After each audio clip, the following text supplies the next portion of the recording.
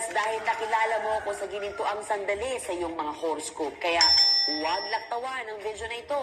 Sigurado ako na magpapasalamat ka sa iyong sarili sa panunood ng aking video ngayon.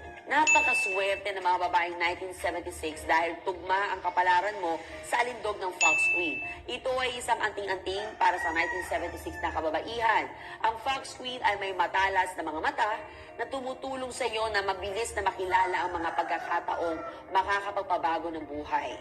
Ang kapangyarihan at katapangan ni Fox Queen ay magdadala sa mga taong 1976 na magandang enerhiya na gagawin kang malakas at tiyak sa bawat pagkakataon.